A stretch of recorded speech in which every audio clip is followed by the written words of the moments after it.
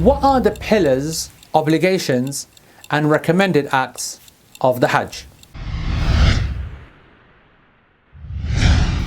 So the pillars we call the arkan, the obligations we call the wajibat or the fara'id, and the recommended matters we call the sunan. And this act of worship, the Hajj, is like any other act of worship, like zakat and like salah. The scholars, the fuqaha, they differed over all of these little details. And this is not the time and place for me to go into that. I'm going to give you the opinion based upon what a large number of the scholars agree upon. And this is my position as well, that they are as follows. So the pillars, the arkan, and a pillar, by the way, is something that if you do not do, then the act is completely invalid. You can't make up for it, you can't compensate for it, you have to return and do the act, otherwise the Hajj is not valid. So there are 4 pillars. The first pillar is to be in Ihram. There needs to be at some point the state of Ihram to be assumed. And when I say the state of Ihram, I don't mean actually the clothes. I mean that you have to intend to be in a state of haram, i.e. not wanting to cut your hair or shave or to have relations or to actually impose upon yourself the sanctified state. Remember, when it comes to Ihram and the clothes and the izhar and the rida, they're just emphasizing the state. They're not the asl state. The state is a state of mind and intention and heart. Okay, so number 1 is to be in Ihram. That's what it means to be in Ihram, not wearing Ihram, okay? Is to be in Ihram when you're doing these acts. The second pillar is to have spent at least one moment, and one moment could be a few minutes or even less than a minute, at Arafah, at some point during the day or the evening. Yani at some point you need to be there at Arafah. That's a pillar.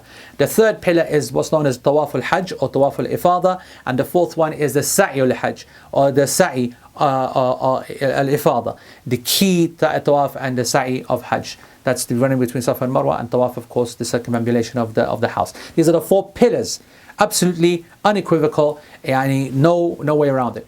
The Wajibat, the obligations, are 7, and a wajib is an act that you must do, and you're sinful if you leave it.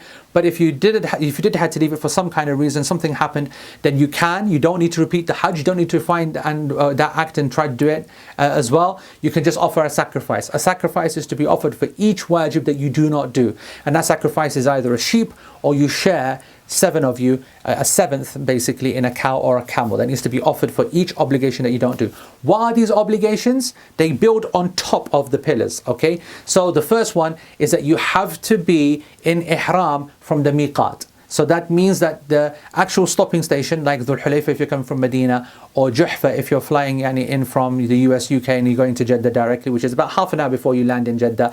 So from here, you must have entered into that state of Ihram. And that means the clothes, that means the state itself, that means the early, before you actually even get to the Haram. So that's an obligation. The second obligation is Arafah. You need to at least stay in Arafah until sunset. That's an obligation, which is slightly different to the pillar. So that's something that you must do. The third obligation is that you must spend the night at Muzdalifah, the majority of the night. The fourth obligation is that you have to spend the night, the majority of the night, in Mina. And Mina, that means the 10th night, the 11th night, and the 12th night. The 13th is recommended, but only 10, 11, 12 are the obligatory nights. The next obligation is the stoning, and that must be done in order. The next obligation is the shaving of the head or the cutting of the hair. That's also permissible. And then the 7th and final obligation of Hajj is the Tawaf al-Wida', the farewell Tawaf. Everything else, number 3, is a sunnah. Every other act that you can think of that's involved in Hajj are from the Sunan, those which are recommended. For example, for the male to run in the Tawaf al-Qudum, the original Tawaf, the Tawaf al-Qudum itself, the dua and the adhkar that is applied in all of the different acts of Hajj, the 2 rak'ah to pray after the Tawaf, for example, the certain acts and du'as that you specify when you are in Arafah, etc. So all of the trimmings and the cherries on top are the Sunnah, and that of course makes the act a very fulfilling and a wholesome act compared to just the bare minimum. So 4 pillars, 7 obligations, and the rest of everything that you know are all from the Sunnah acts of the Hajj. Thank you for watching. Please subscribe to the channel and like the videos so that you can get notified of the new releases, and consider donating to this worthy cause.